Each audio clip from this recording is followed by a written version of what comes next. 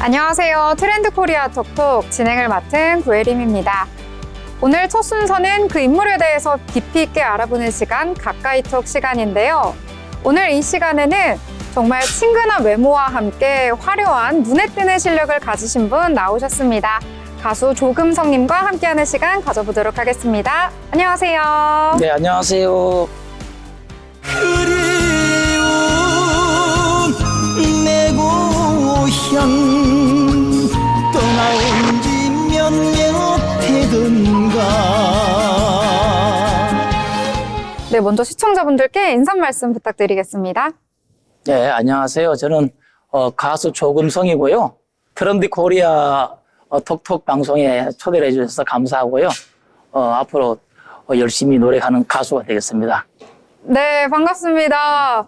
여전히 긴장이 좀 되시는 것 같은데요. 네네. 정말 편안하게 우리 시청자분들과 이야기한다라는 느낌으로 편하게 소통해 주시면 좋을 것 같습니다. 자, 그러면 일단은 가수분 모셨으니까요. 어떻게 해서 음악의 세계로 들어서게 된 건지 그 시작이 궁금합니다. 어떻게 해서 이 가수 생활을 하게 되었는지 그 시작부터 같이 이야기를 해볼까요? 네. 저는 한 20년 전에 노래를 시작을 했고요. 하다가 중간에서 몸이 좀 안 좋아서, 좀 적고, 한 10년을 쉬었죠. 그러니까. 그래서 10년 뒤로 다시 이제 노래를 시작을 했는데, 또 몸이 안 좋아서, 또 한 5년 정도 쉬었어요. 제가 신장, 이식이란 그 굉장히 중요한, 몸을 가지고 있어요. 제가 지금 이제 안 좋은데, 또 노래를 시작하니까 건강으로 굉장히 좋아지는 것 같은 느낌이 들어서 앞으로도 계속 할 예정이고요. 그런 정도입니다. 네. 네, 전체적으로 쭉 이야기해 주셨는데 사실 네. 그 부분은 또 이따가 여쭤보려고 했었는데 그럼 20년 전에 처음 네. 시작을 했다고 말씀해 주셨는데요. 네, 어떻게 네. 해서 그때 좀 시작을 하게 되신 걸까요? 그때는 제 여동생이 원래 노래를 하는 가수예요. 목소리가 좋고, 색깔이 너무 좋다 그래서 한번 시작을 해봤는데, 뭐 기획사도 한번 가봤고 이래서 하다가 좀, 목소리 다들 좋다 그러는데 뭐 해보니까 또 그렇게 쉬운 가수 길은 아닌 것 같아서 좀 쉬었습니다. 그 당시는. 예. 그러니까 일단은 여동생분이 가수 네네. 이시고 여동생분의 추천으로 시작을 하게 되신 네, 건가요? 맞아요.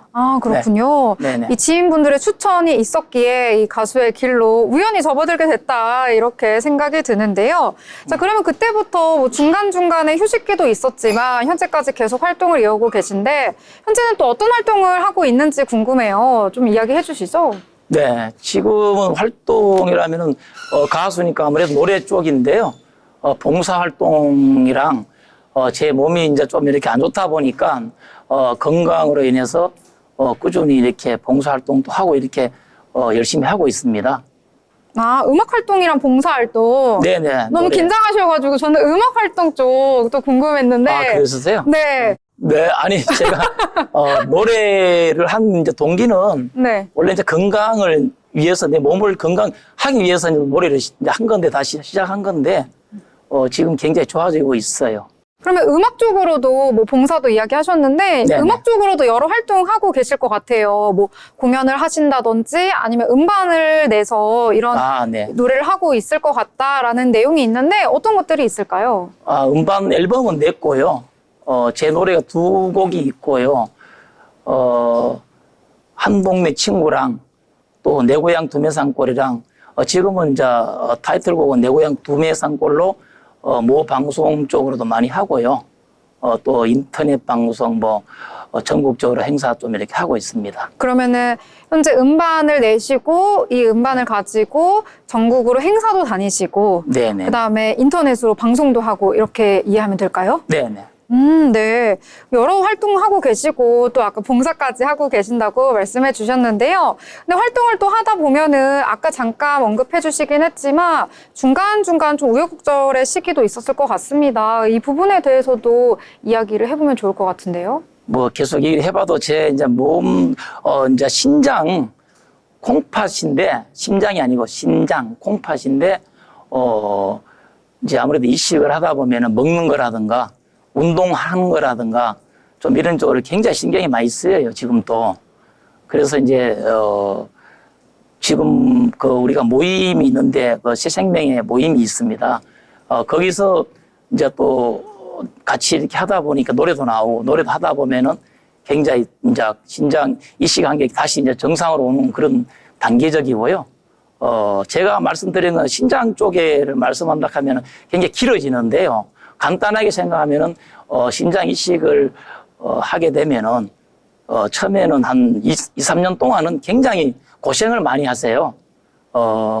제일 이제 중요한 거는 뭐 짠 거 매운 거를 드시면 안 되고 주로 이제 야채 쪽으로 드셔야 되는데 야채를 그냥 드시는 게 아니라 거의 이렇게 물에 담궜다가 약 한 2시간 정도 이렇게 물을 뺀 다음에 이제 그거를 먹으라고 이제 그 교수님들이 말씀 많이 하시고요. 또 운동도 못하죠. 뭐 이렇게 한 3년 지나면 조금 이렇게 걸을 수 있고 이래 하는데, 처음에는 굉장히 좀 애로가 많았습니다. 지금은 너무 좋아요. 뭐 이렇게 노래하다 보니까 너무 행복하고, 앞으로 계속 이렇게 이끌어 나가겠습니다. 네. 네. 네. 중간중간 여러 또 일들이 있었는데, 뭐 이야기해 주신 것처럼 이 신장을 이식하는 일도 있었고, 네. 그리고 제가 아까 방송 전에 잠깐 들어보니까 굉장히 옛날에 꾀꼬리 같은 목소리였는데, 중간에 성대결절이라는 네, 맞습니다. 네, 그런 일도 수술을 하셨다고 하던데요. 그건 어떻게 하다가 그렇게 되신 건가요? 노래를 하다 보니까 처음에는 이제 그 목으로 많이 질르다 보니까 아무래도 성대에 이제 손상이 많이 가겠죠. 그래서 이제 그 성대 수술을 하고 나니까 예전에 그 목소리, 꾀꼬리 같은 목소리가 없어지고 살짝 좀 변동이 온 것 같아요. 살짝 이렇게 좀 굵어지고 그런 게 좀 안 좋은 것 같아요, 사실. 근데 목은 너무 이렇게 좀 좋은데, 네. 네. 네. 그러다 보니 여러 건강적인 문제도 있었고 어려움도 있었지만 그럼에도 불구하고 꾸준히 음악 활동을 하고 있다라는 점에서 정말 존경할 만하다라는 생각이 드는데요. 자, 그럼 현재 여러 음악 활동하고 있으신데 음반도 내셨다고 하니까 네네. 어떤 음악 하고 있는지 이 부분도 좀 홍보를 해보면 어떨까요? 노래를요, 한번 제가 해보라는 얘기죠. 네. 그러니까 네. 지금 두 곡 두 한동네 곡. 친구랑 내 고향 두메 산골 네, 네, 있잖아요. 맞아요. 네. 음악 어떤 음악인지 소개를 해주시면 좋을 것 같아요. 현재 지금 타이틀곡은요, 내 고향 두메산골이고요. 한동네 친구 같이 나왔는데, 앨범은 같이 나왔는데, 내 고향 두메산골을 잠깐 좀 불러도 될까요? 네. 조금 생으로 좀 이렇게 좀 그런 것 같은데, 한번 해볼게요. 네. 얼룩소 불을 뜯는 내 고향 산골짜기엔 실개천이 흐르는 정겨운 두메나 산골. 여기까지 하겠습니다. 네, 음악이 이렇게 정겹다. 뭔가 네. 친근한 느낌이 든다. 이런 생각이 좀 드는데요. 네, 고향적인 노래다 보니까 아무래도 좀 이런 노래 부르면은 고향 생각도 많이 하고 산골에서 많이 좀 놀던 시절이 많이 생각이 납니다. 네. 이게 두 노래가 있는데 어떤 내용의 음악인가요? 한동네 친구는 우리 소꿉 시절 때 이제 그 개구리도 잡고 가재도 잡고 하는 그런 좀 소꿉 시절에 있었던 그런 내용 같고요. 내 고향 두메산골은 좀 구정이나 명절 때 있잖아요. 그때 네. 이제 시골에를 가고 싶은데 못 내려가잖아요.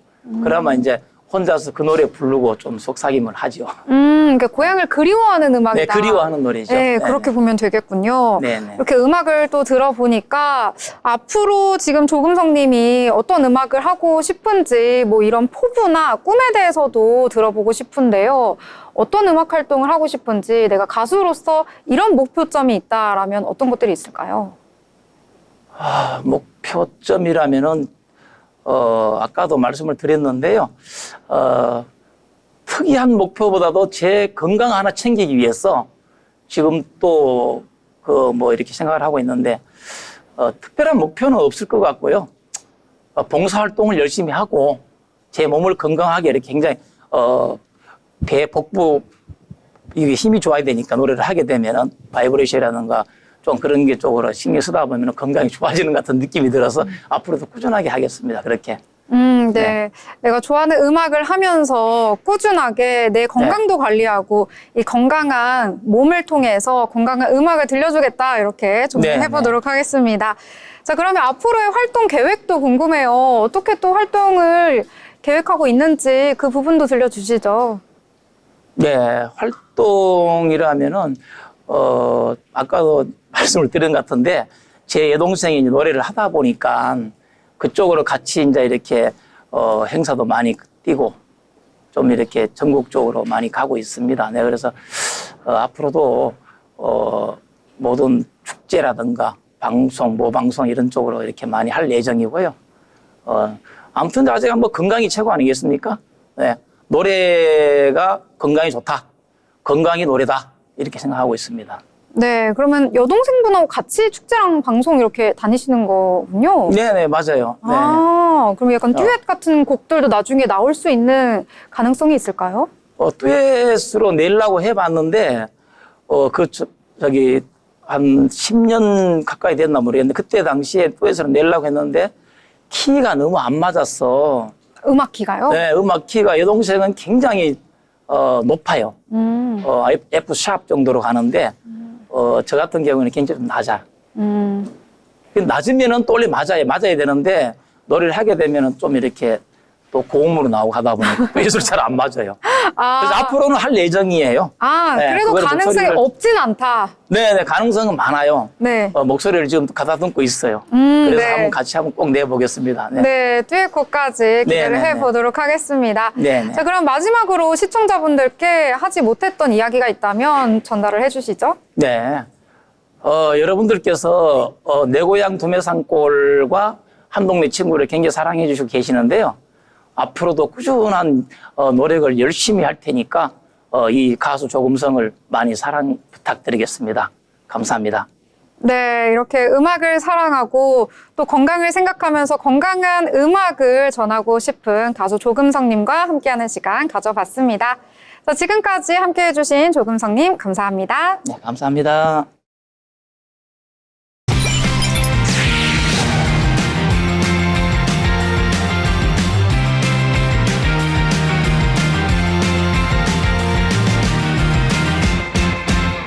네, 이번 시간은 김효빈 아나운서와 함께하는 경제톡톡 시간입니다. 오늘도 경제 이슈들 알기 쉽게 설명해 드릴 텐데요. 효빈 아나운서 어서 오세요. 네, 안녕하세요. 네, 그러면 첫 번째 주제는 어떤 내용일까요? 네, 오늘의 첫 번째 주제는 바로 MZ세대의 중고거래 열풍입니다. 최근 중고거래가 경제적인 부담을 줄이면서 환경까지 생각하는 소비 방식으로 자리 잡고 있는데요. 특히 MZ세대 사이에서 중고거래가 새로운 소비 트렌드로 각광받고 있습니다. 네, 요즘에는 중고 거래를 하는 플랫폼들도 점차 많아지면서 더욱더 이 거래가 활발해진 느낌이 드는데요. 네, 맞습니다. 대한상공회의소가 최근 실시한 조사에 따르면 소비자 절반 이상인 51.8%가 3년 전보다 중고거래에 대한 거부감이 줄었다고 응답했습니다. 또 중고거래에 긍정적이라고 답한 비율이 75.3%에 달했고 부정적인 응답은 1.9%에 불과했습니다. 특히 중고거래를 선호하는 가장 큰 이유로는 좋은 물건을 저렴하게 구매할 수 있다는 가성비가 꼽혔고요. 다음으로는 중고를 재판매할 수 있다는 점이 매우 경제적으로 매력적이다라는 응답이 많았습니다. 네, 이뿐만 아니라 최근에는 중고 패션 시장도 굉장히 활발하게 빠르게 성장하고 있다라는 이야기가 들려오고 있던데요. 이 부분도 주목하면 좋겠네요. 네, 그렇습니다. 특히 중고 패션 시장은 앞으로 더욱 가파르게 성장할 것으로 보입니다.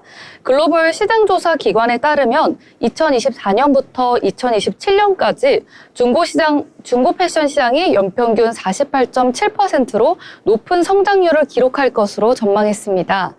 일반 패션 시장 성장률이 8.4%인 거에 비하면 6배 정도 높은 수준이라고 볼 수 있습니다. 네, 그렇군요. 앞으로의 전망도 매우 긍정적이다라고 볼 수가 있겠는데요. 자, 그런데 이렇게 중고 거래가 활성화되는 데는 단지 저렴한 이 가격 때문만은 아니라고요. 네, 맞습니다. 응답자 중에서는 환경을 고려한 소비, 그리고 사회적 가치 실현과 같은 이유를 들면서 단순히 경제적 효율성뿐 아니라 지속 가능성과 사회적 책임감에 대한 관심이 높아진 것으로 나타났습니다. 전문가들은 특히 MZ세대를 중심으로 이런 가치 중심의 소비 트렌드가 SNS 등과 결합해 앞으로 더욱 확산할 것으로 보고 있습니다. 네, 이 경제적이면서도 환경까지 생각하는 트렌드 앞으로도 더 활발해지기를 기대해 보도록 하겠습니다. 자, 그러면 다음 주제로 넘어가 보도록 하겠습니다. 이 두 번째 주제 어떤 내용일까요? 네, 두 번째 주제는 자체 브랜드 상품의 급부상입니다. 최근 유통업계에서 자체 브랜드, 즉 PB 상품이 빠르게 성장하며 소비자들의 관심을 끌고 있는데요. 특히 편의점과 마트에서 자체적으로 제작해 판매하는 PB 상품이 큰 인기를 끌고 있습니다. 여기서 PB는 프라이빗 브랜드라는 의미로 유통업체가 직접 기획하고 생산한 제품들을 말합니다. 제조업체의 마진이 없어 일반적인 브랜드 상품보다 저렴한 가격으로 판매되는 상품들입니다. 네, 요즘에는 어딜 가나 PB 상품들 많이 보이더라고요. 저도 굉장히 저렴하기 때문에 자주 애용을 하는데요. 이 PB 상품의 인기 어느 정도인지 알 수 있을까요? 네, 이마트의 대표적인 PB 브랜드, 노브랜드를 빼놓을 수 없는데요. 최근 10년 동안 매출이 무려 58배 늘었다고 합니다. 이는 소비자들이 가성비를 넘어서 품질과 트렌드까지 고려하며 PB 상품을 선택하는 걸 보여주는 수치죠. 최근에는 먹거리뿐 아니라 의류나 전자제품 같은 다양한 품목으로 PB 상품의 범위가 넓어지고 있습니다. 네, 58배라고 하니까 엄청난 성장이다라는 생각이 드는데요. 자, 그러면 PB 상품의 매력 포인트 어떤 걸 꼽을 수 있을까요? 네, 과거 PB 상품은 단순히 가성비만을 강조했었는데요. 최근에는 품질과 기능성, 그리고 개성 있는 디자인과 타깃층에 맞춘 다양한 전략까지 결합하면서 경쟁력을 높이고 있습니다. 예를 들어 롯데 하이마트는 TV 같은 고급 가전까지 자체 브랜드로 출시해 좋은 반응을 얻고 있습니다. 네, 이 고급 가전까지 자체 브랜드 나왔다니 정말 놀라운 소식인데요. 자, 그렇다면 앞으로의 PB 시장 전망도 밝다고 볼 수가 있겠군요. 네, 전문가들은 앞으로도 소비자 취향을 정확히 겨냥한 고품질 PB 상품의 성장이 지속될 것으로 보고 있습니다. 이제는 PB 상품이 저렴한 대체제가 아니라 소비 트렌드를 주도하는 주요 브랜드로 자리 잡은 셈입니다. 네, 앞으로의 PB 시장 변화가 기대가 됩니다. 자, 그러면 세 번째 주제로 넘어가 보도록 하겠습니다. 요즘 고용시장의 분위기 좋지 않다라는 뉴스 연일 보도가 되고 있는데요. 오늘 그와 관련된 이야기 들려주신다고요? 네, 세 번째 주제로는 고용시장 한파와 노동시장 개혁의 필요성에 대해서 얘기해볼까 합니다. 최근 신규 채용이 7분기 연속 감소하면서 고용시장의 위기가 심화하고 있는데요. 특히 초단시간 근로 일자리가 역대 최대치를 기록하는 등 고용의 질까지 악화하고 있습니다. 최근 발표된 한국경영자 총협의회 자료를 보면 올해 1분기 신규 채용이 전년 대비 10.4% 감소했고 초단시간 근로자는 전년 대비 15.3% 증가하면서 역대 최고치를 기록했다고 합니다. 네, 이 고용시장의 한파 언제쯤 끝이 날지 참 걱정이 큰데요. 자, 그러면 여기서 초단시간 근로자 증가했다고 이야기해 주셨는데 이건 어떤 의미를 갖는 걸까요? 네, 여기서 초단시간 근로자는 일주일에 15시간 미만으로 근무하는 근로자를 뜻하는데요. 이들 중 상당수가 자발적으로 선택한 것이 아니라 전일제 일자리를 찾지 못해서 불가피하게 초단시간 근로를 하고 있는 경우를 말합니다. 이는 단기적으로 실업률 수치를 낮추는 데는 도움이 됐지만 고용 안정성은 떨어지고 실제 생활 안정에는 큰 도움이 되지 못하고 있습니다. 네, 일을 하긴 하는데 근무 시간이 너무 적다 보니까 이 생계 유지를 할 정도의 급여를 받지 못한다 이렇게 볼 수가 있겠는데요. 자, 그렇다면 어떻게 해결을 해야 할지 방안도 좀 있을까요? 네, 전문가들은 노동 관련 법과 제도의 개혁이 시급하다고 말합니다. 특히 최저임금의 급격한 인상을 지양하고 기업들이 장기적이고 안정적인 고용을 할 수 있도록 다양한 인센티브를 마련해야 된다고 말했습니다. 또한 청년층과 중장년층 등 취약계층을 위한 맞춤형 지원과 직업훈련 프로그램 강화 등 구조적이고 실질적인 대책이 필요하다고 강조합니다. 네, 고용시장 하루빨리 회복이 되기를 기대하면서 이 정부와 기업의 노력이 더욱더 필요하다라는 말씀 드리도록 하겠습니다. 자, 오늘도 여러 가지 내용들 함께 다뤄봤습니다. 지금까지 김효민 아나운서의 경제톡톡이었습니다.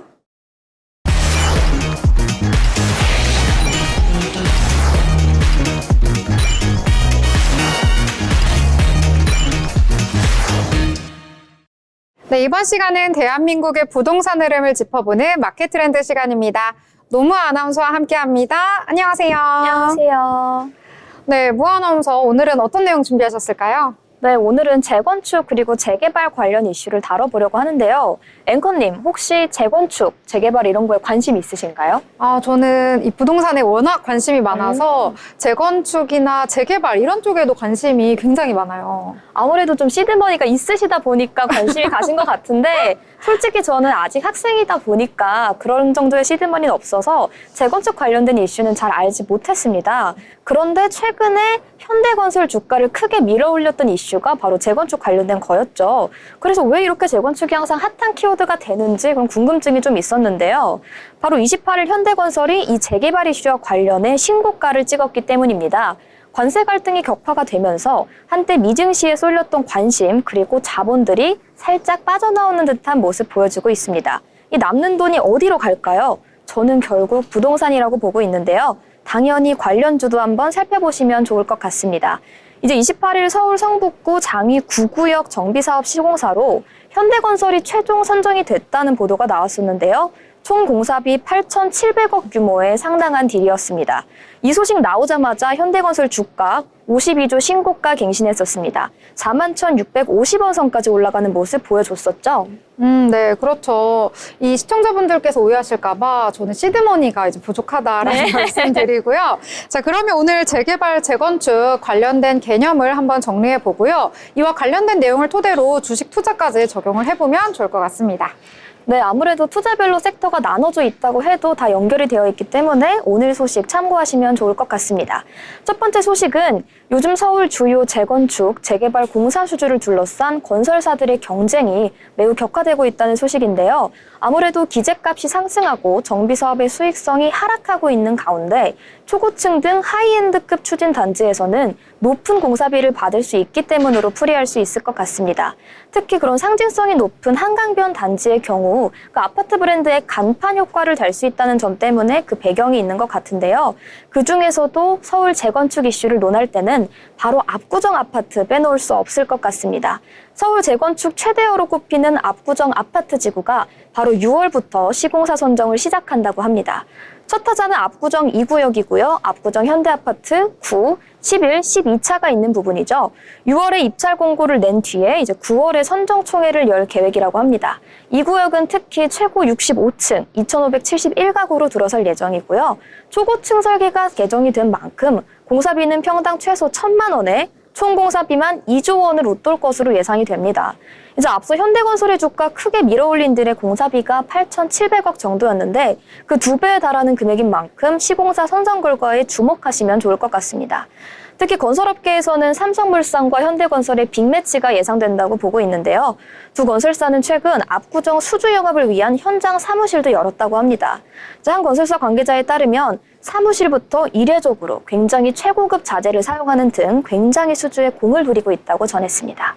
네, 역시 압구정이다라는 생각이 드는데요. 자, 그럼 이번에 시공자 선정 관련해서 뭐 삼성물산이라든지 현대건설 이쪽을 주목해보면 좋을 것 같은데 맞을까요? 네, 맞습니다. 아무래도 현대건설 그리고 삼성물산이 빅매치를 이루고 있다 보니까 현장 사무실을 열었다는 점에도 초점을 두면 좋을 것 같은데요. 특히 현대건설 같은 경우에는 아예 이 구역 내 아파트 자체를 사무실로 이용을 하면서 조합원을 따로 응대하고 있는 상황입니다. 현대건설 내 압구정 재건축 영업팀을 따로 준비를 하기도 했는데요. 그런 TF팀을 꾸렸다, 이렇게도 말씀드릴 수 있을 것 같습니다. 이 같은 경우 현대건설과 삼성물산의 경쟁이 너무 치열하다 보니까 아마 다른 건설사가 그 입찰 경쟁에 뛰어들진 않을 것으로 보이고요.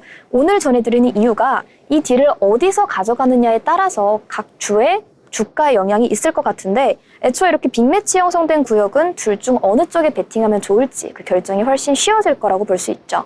네, 과연 현대건설과 삼성물산 어느 쪽에 주목을 해봐야 할지 여러분들께서도 미리미리 살펴보시면서 체크를 해보시면 좋을 것 같습니다. 이 압구정 2구역 조합원이시라면 더욱더 주목할 만한 포인트가 아닐까 싶은데요. 자, 그러면 무 아나운서 또 재건축 관련해서 전해주실 소식이 있을까요? 네, 아무래도 올해 10월쯤에는 성동구에 주목해 주시면 좋을 것 같습니다. 성동구 성수전략정비구역 1, 2지구가 시공사 선정에 나설 계획인데요. 이 두 구역 모두 최근 총회에서 최고 총수를 65층 내외로 하는 것이 가결이 됐습니다. 1지구는 규모 총 3,000가구, 공사비 2조 원대로 책정이 됐고요. 2지구는 규모 총 2,600가구고 1조 7천억 원대 예상이 되고 있습니다. 이제 1지구의 경우 앞서 삼성물산과 현대건설의 경우처럼 빅매치 예상되는 상황인데요. GS건설 그리고 현대건설이 맞붙을 전망입니다. 네, 역시 이 재건축, 재개발 이런 것과 관련해서 수주 경쟁이 치열하구나라는 것이 느껴지는데요.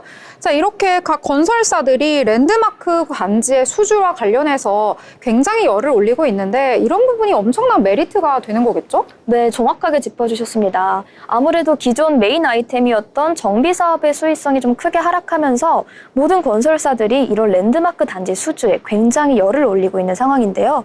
이제 자재값이 급격하게 오름에 따라서 10대 건설사의 평균 원가율은 2022년 80%에서 지난해 90% 이상으로 정말 급등을 한 상황입니다. 조합과 공사비의 갈등 사례가 늘어나면서 이제 박리담회보다는 수익성 높은 한 곳을 집중해서 하자. 이게 요즘의 건설사 논지라고 하는데요. 특히 이런 한강변 단지 하나를 선점을 해서 브랜드 파워를 높이려는 그런 전략도 들어가 있다고 합니다.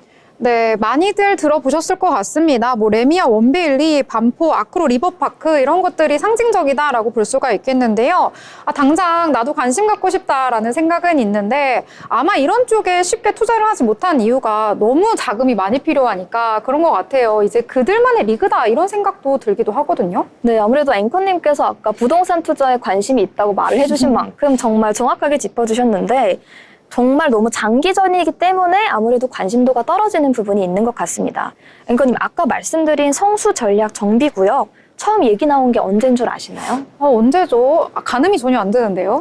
우리 성수 이쪽을 정비를 해보자라고 처음 이야기가 나온 게 2009년입니다. 아, 진짜요? 그러면은 2009년이면은 이 선정사 시공까지 해서 총 몇 년 정도 걸린 거죠? 거의 지금 16년이 걸린 거죠. 그래서 시공사 선정이 됐다고 끝이 아니기 때문에 여기서 또 한참이 이어지는 거죠. 그래서 우스갯소리로 거기 재건축되는 구역 아니냐, 이렇게 관심을 가질 법하지 않냐라고 하면 사람들이 어차피 너 죽기 전까지 안 되니까 기대버려 이렇게 얘기를 하곤 합니다. 네, 2009년이면 무 아나운서의 거의 일생의 그렇죠. 거의 절반이 넘는 시간이다라고 볼 수가 있겠네요. 어떻게 보면은 이게 천지개벽할 만한 큰 사건인데도 불구하고 많은 분들이 관심을 갖진 않고 있다라는 생각도 좀 들기도 해요. 관심을 갖다가도 이게 유지하기가 굉장히 어려운 것 같아요. 네, 맞습니다. 그래서 좀 장기적으로 지켜볼 소식인 만큼 마지막 소식은 건설사들의 올 1분기 정비사업 수주액을 살짝 정리를 해봤습니다. 그래프 보시면요. 1분기 기준 정비사업 수주액 가장 높은 건설사는 삼성물산으로 3조 5천억 원을 기록을 했습니다. 그렇지만 후발주자들도 수주에 속도 내주고 있는데요. 표에는 반영되어 있지 않지만 DLENC와 현대건설 컨소시엄은 28일 서울 성북구 장위 9구역 공공재개발공사 수주했습니다. 그래서 총 8,700억 원에 달하는 딜을 따내면서 많이 따라가고 있는 모습 보여주고 있고요. 다만 주의해야 될 부분이 서울 주요 단지로 수주 활동이 쏠리면서 외곽과 지방은 또 시공사 찾기에 어려움을 겪고 있다고 합니다. 앞서 말했듯이 돈이 되고 유명사가 되는 대형 랜드마크 건설에만 시공사들의 그런 노력이 쏠리고 있는 거죠. 그렇게 이런 다양한 각도로 살펴봐야 되는 이슈 같으니까 관련 소식 참고해서 언제나 현명하고 즐거운 투자 되시길 바랍니다. 네, 많은 분들이 관심을 갖고 있는 부동산 이슈 그 안에서도 재건축과 재개발 관련된 내용 함께 살펴봤습니다. 이런 각 개념과 함께 여러 가지 소식들 체크하시면서 현명한 투자하시길 바라겠습니다. 지금까지 노무 아나운서와 마켓 트렌드 함께했습니다.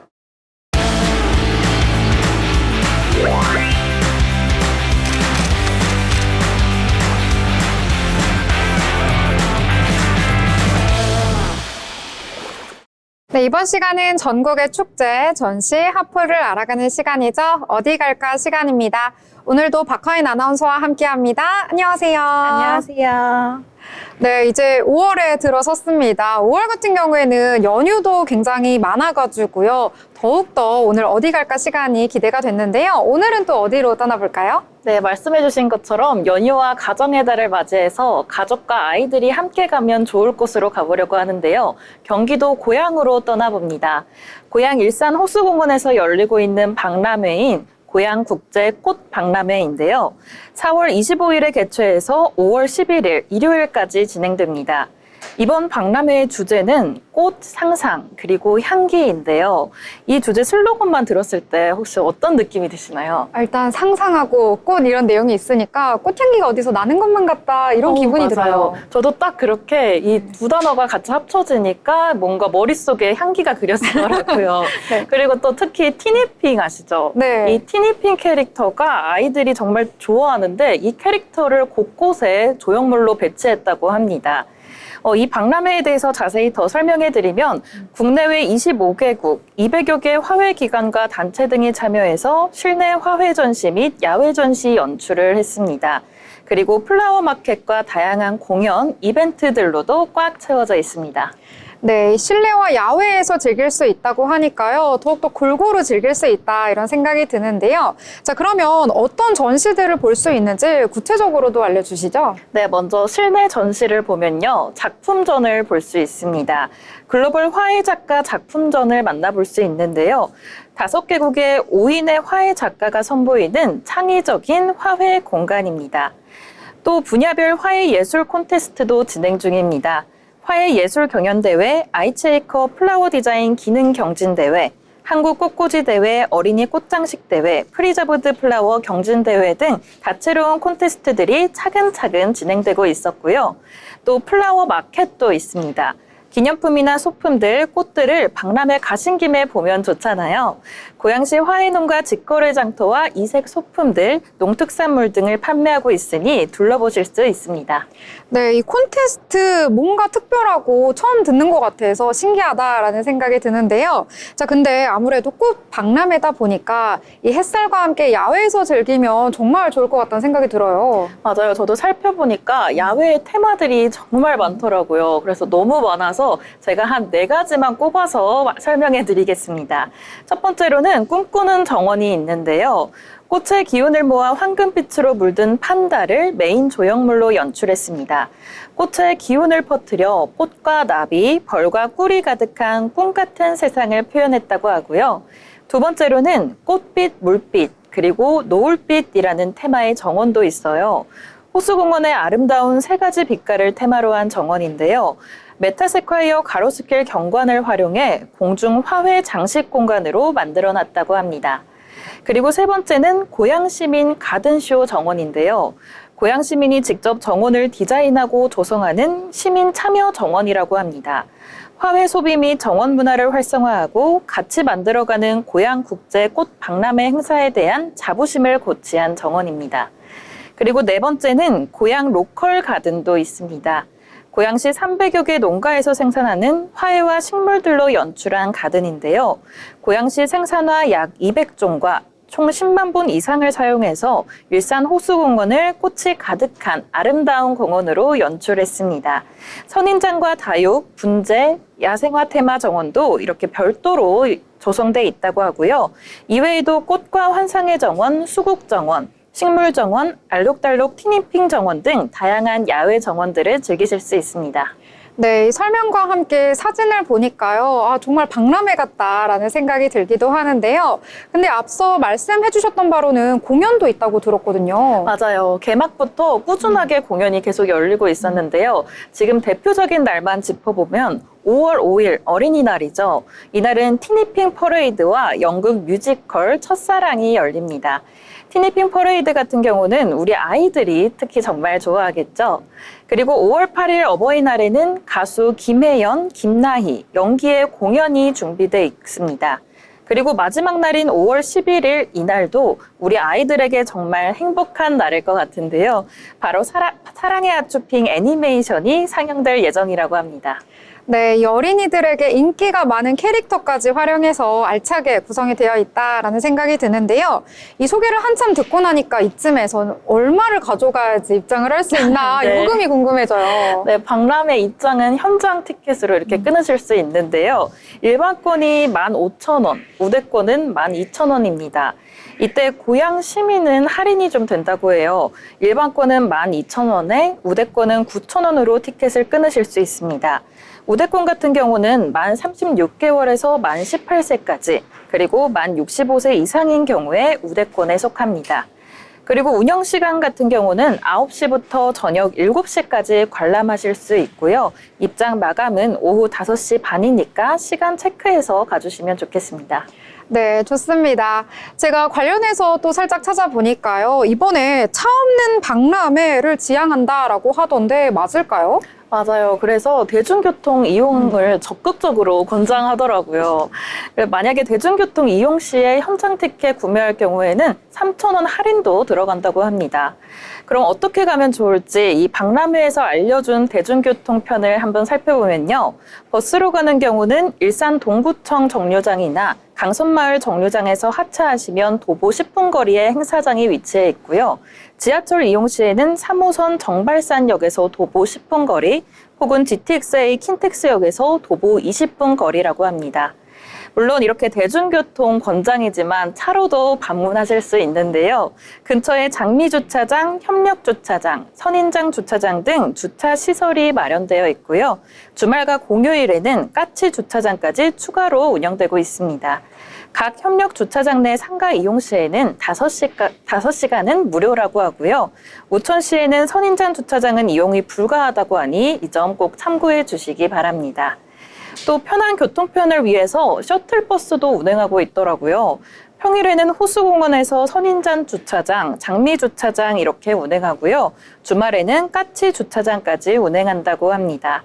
주차장에 차를 세워두셔도 이렇게 셔틀버스 이용이 가능하니까 호수공원까지 더 편하게 가실 수 있을 것 같습니다.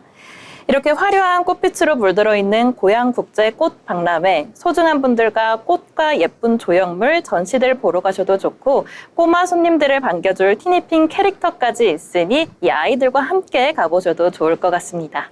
네, 맞습니다. 이 실내와 실야외에서 모두 다 구경을 할 수 있고요. 또 플라워 마켓, 공연들까지 풍성하게 마련되어 있는 박람회니까요. 5월에 특별한 추억 만드시고 싶다면 꼭 한번 방문해 보시길 바라겠습니다. 자, 오늘 박하인 아나운서와 어디 갈까 함께 했습니다.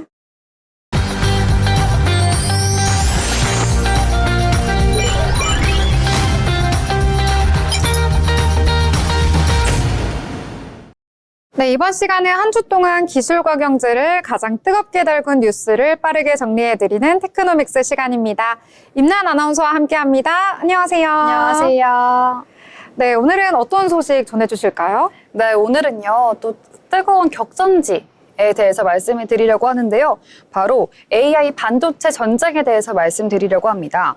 엔비디아가 독주하는 가운데 메타, 오픈 AI, 그리고 구글까지 자체 칩 개발에 뛰어들었죠.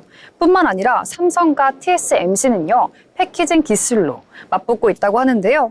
AI가 일으킨 이 새로운 반도체 경쟁은요, 단순한 시장 다툼을 넘어서 기술 주도권을 둘러싼 패권 다툼이 되고 있는데요.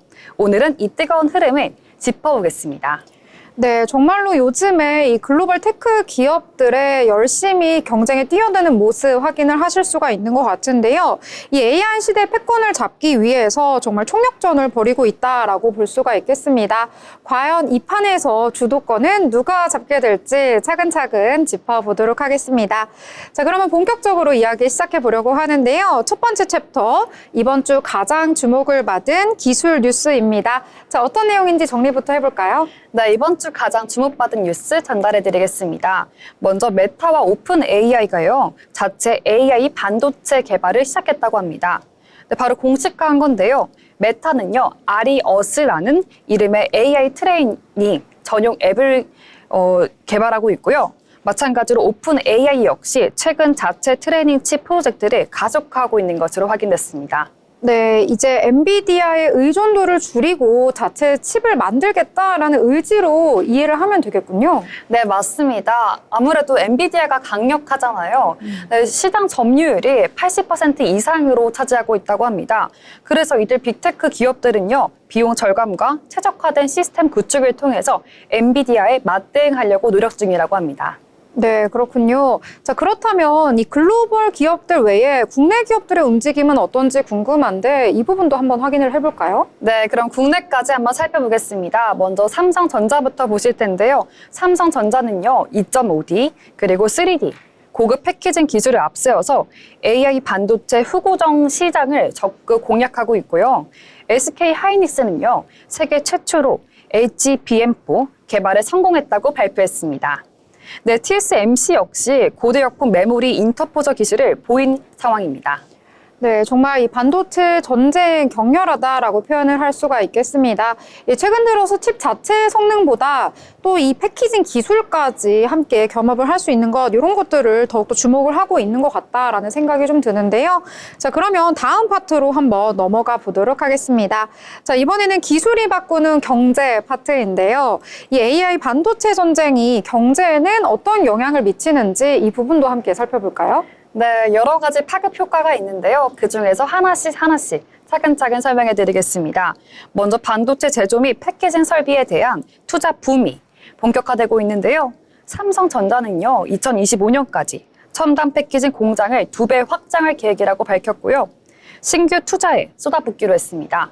뿐만 아니라요, TSMC는요, 올해 320억 달러 이상을 투자했다고 합니다. 네, 또한 AI 반도체 특화 스타트업들이 급성장하고 있는데요. 미국의 세레브라스 그리고 그로크 등은요, 엔비디아에 의존하지 않는 대체 솔루션을 제시하면서 빅테크 기업들의 투자 러브콜을 받고 있다고 합니다. 네, 뿐만 아니라 AI 서비스 자체의 가격과 서비스 모델도 변화가 예상이 됐는데요. 칩 공급 비용 절감은 곧 AI 서비스 대중화와 맞닿아 있기 때문이라고 볼 수 있습니다. 네, 결국에는 AI 반도체가 새로운 지형을 짜고 있다라고 생각을 하고 여러 가지 기술과 연구에 투자를 하고 있다라고 보시면 될 것 같습니다. 자, 그러면 여러 내용들을 살펴봤으니까요. 이번에는 새로운 용어에 대해서 함께 알아볼 시간인데요. 이쯤에서 헷갈릴 수 있는 개념들 한번 알아보려고 하는데 두 가지가 있다고요? 네, 오늘도 마찬가지로 크게 두 가지를 가져왔는데요. 그럼 하나부터 먼저 말씀드리겠습니다. 먼저 AI 반도체인데요. AI 반도체가 무엇인지 간략하게 설명해 드리겠습니다. AI 모델을 학습하고 추론하는 최적화된 칩이고요. GPU, NPU, TPU 등 다양한 형태가 있습니다. 네, 특히 대규모 연산을 빠르게 처리할 수 있도록 고안된 것이 특징인데요. 그럼 바로 이어서 두 번째 단어 말씀드리겠습니다. 두 번째는요, HBM, 고대역폭 메모리입니다. HBM은요, 기존 메모리 대비 데이터 전송 속도가 수십 배 빠른 초고속 메모리라고 볼 수 있는데요. AI 반도체 성능 향상의 핵심 부품이라고 볼 수 있습니다. 최근 HBM3E 그리고 HBM4 이러한 최신 버전이 등장하면서 초거대 AI 모델 시대에서 필수적으로 자리 잡고 있습니다. 네, 아마 뉴스를 보다 보면은요, 용어에 대해서는 많이들 들어보셨을 텐데 구체적으로 어떤 의미인지 모르겠다 하셨을 때가 많으셨을 것 같은데요. 오늘 정리를 한번 확실하게 해본 것 같습니다. 이 정리를 하자면 AI 반도체는 두뇌, 그리고 HBM은 초고속 혈관 같다라고 생각을 해주시면 좋을 것 같습니다. 자, 그러면 이제 마지막으로 정리를 한번 해볼까요? 네, 정리를 하라고 앞서서 방금 말씀해 주신 것처럼 두뇌와 혈관으로 비유해 주셨는데요. 제가 한 번 더 짚고 넘어가겠습니다. 그럼 바로 오늘의 정리를 해드릴 텐데요. 먼저 AI 반도체는요, 두뇌 역할, 그리고 HBM은 초고속 혈관 역할을 합니다. 초거대 AI 시대의 필수 기술이라고 할 수 있겠고요. 그렇다면 오늘의 한 줄 요약은 무엇일까요? 바로 한 줄로 말씀드리겠습니다. AI 반도체 전쟁은 단순한 경쟁이 아니라 새로운 기술 패권을 둘러싼 전면전이라고 볼 수 있겠습니다. 우리는 이제 어떤 회사가 더 빠르고 강력한 두뇌를 만들 수 있는지 경쟁하는 시대에 들어섰는데요. 이제는 단순히 칩을 빠르게 만들고 연산을 더 많이 하는 문제를 넘어섰는데요. 반도체는 각 기업의 기술 경제력을 넘어서 국가 차원의 전략 자산이 되고 있습니다. 누가 더 효율적으로 그리고 강력한 AI 인프라를 갖추느냐에 따라서 AI 서비스의 혁신 속도, 그리고 데이터 처리 능력, 글로벌 시장 지배력이 좌우되기 때문인데요. 결국 AI 반도체를 둘러싼 경쟁은 앞으로 10년 동안 더욱더 활발할 것으로 보입니다. 네. 이렇게 앞으로 AI 반도체 기술이 산업과 경제 그리고 우리 삶까지 어떤 영향을 미칠지 함께 살펴보시면 좋을 것 같습니다. 자, 지금까지 임나연 아나운서와 함께 테크노믹스 함께했습니다.